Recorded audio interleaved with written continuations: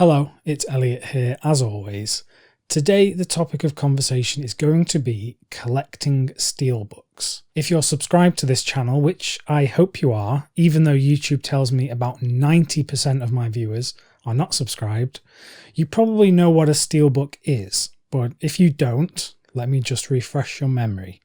A steelbook is a particular type of packaging used to contain a disc, whether that's a Blu-ray, a DVD, or video games even have steelbook packaging. And usually there is artwork printed on top of this metal case. So they look particularly nice as display pieces, and there's a whole load of people that collect these just because of how special and limited edition they are. I'm making this video because one of you kind viewers on this channel recently asked me about my steelbook collecting habits.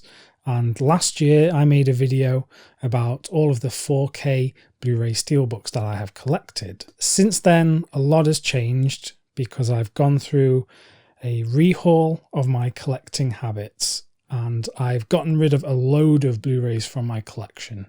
And that includes every single steelbook that I ever owned. And I have good reasons for this, so I thought I would share them in this video. This is by no means me preaching about steelbooks and how everyone should go and sell their steelbooks, because I know they mean a lot to an awful lot of people.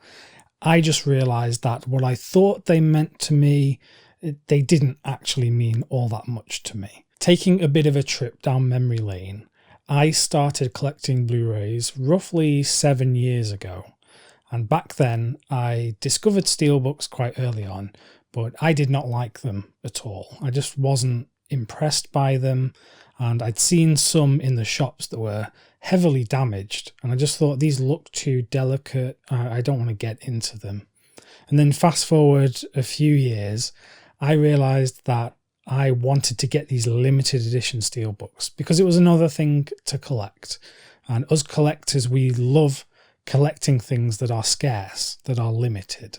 So it was just another thing on the pile of things to collect, and I was totally happy doing so. The thing that I loved about steelbooks at this point was the artwork. I thought they were just amazing to look at and to display in my room. That was the goal. The goal was to have so many steelbooks on display. And I'd even seen people online who had, and this is brilliant, they'd put magnetic strips on their wall so that they could just put the steelbooks on the wall. They didn't need to be in a special case or anything. They didn't need to be on a shelf. And you could just peel them off when you wanted and then put them back on. And if you wanted different configurations of artwork, then you had that ability because the steelbooks literally would just stick on the wall and then you take them off. So the goal was to have these around the house, or at least around this room, displaying my film tastes on the wall. They were basically like posters, except I don't have a lot of real estate on the walls in this room, so I could only have a handful of posters if I wanted, whereas theoretically I could have hundreds of steelbooks on the walls if I did this magnetic strip thing.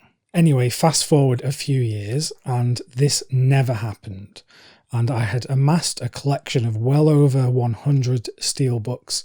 That's also including 4K steelbooks, which as soon as they came out, they were very expensive. And I'll talk about the price in just a second of steelbooks.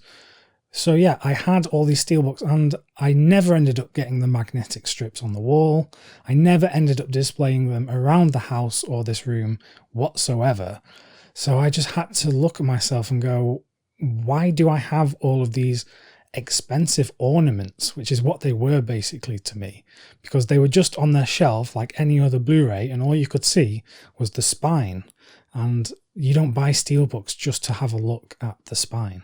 Like I just mentioned, money was another factor because I was heavily into collecting these 4K steelbooks, and when they would go up for pre-order, which you had to pre-order them most of the time or you would miss out totally, they were going for £30, £40, some even more expensive than that because they were super limited edition or whatever. So it was racking up a lot of money that I was spending on these steelbooks. Another reason that I got rid of them all is that steelbooks are very delicate. Even if you look after them tremendously, which I think I did, because I had individual plastic protectors for every single steelbook, and I rarely even took them off the shelf, yet somehow they would have tiny dents and scratches in them. And I don't even know how this happened. So they are just very delicate.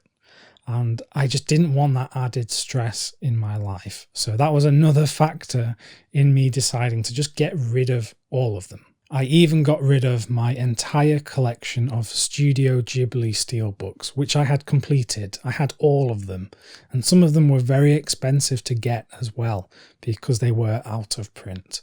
And I really enjoyed collecting those ones, but I just never even looked at them. They were on the shelf and they never got taken off. And I just thought, why do I have these? It was a really hard decision, and I had to make a load of hard decisions earlier this year about changing my collecting habits.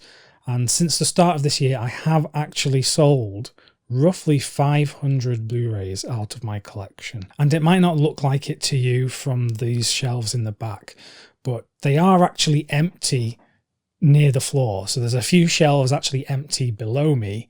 And I also used to have stacks of Blu-rays all around this room, on the floor, everywhere basically. That's all gone now. So all of my Blu-rays are now on these shelves, which is great. A quick story time. When I was 13 years old, I started collecting and playing Magic the Gathering, which is a collectible card game where you play with wizards and dragons and elves, and it's great fun, and I play even to this day. So if anyone's a Magic player, let me know in the comments because we could play some Magic online. Anyway, within Magic the Gathering, there was your standard card, but there was also a premium foil version or a shiny card version of every single card. And within the game of Magic, these shiny cards made no difference to the game. It was purely cosmetic. Yet these shiny versions of cards would be worth 2, 3, 4, sometimes 5 times as much as a normal version of that card because it was scarce. So the rarity was much higher and people love collecting rare things, as we've established. I'm bringing this up because just like with Blu-ray steelbooks, these shiny Magic the Gathering cards were very expensive and I wanted to collect them all, even though the cards made no difference to the game. It was purely for collecting.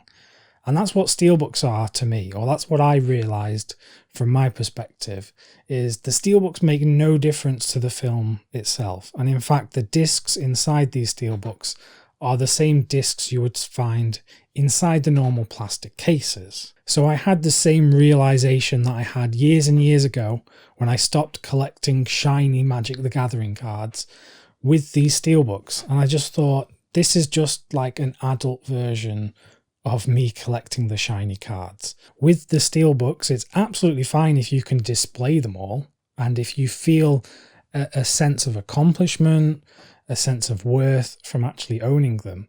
But I realised I didn't, and it was just a sense of compulsion. I needed to collect them all. I didn't even know why at that point. I'd lost, the reason to collect them. So what is the point of this video?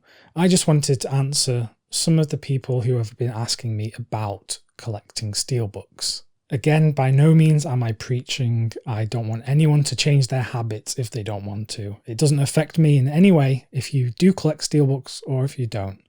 I just wanted to share my perspective because it might be helpful to someone who is in the same position I was in just a few months ago with collecting these. So hopefully it helps someone out there, and hopefully you've enjoyed hearing my little story, or is it a rant, about collecting these steelbooks.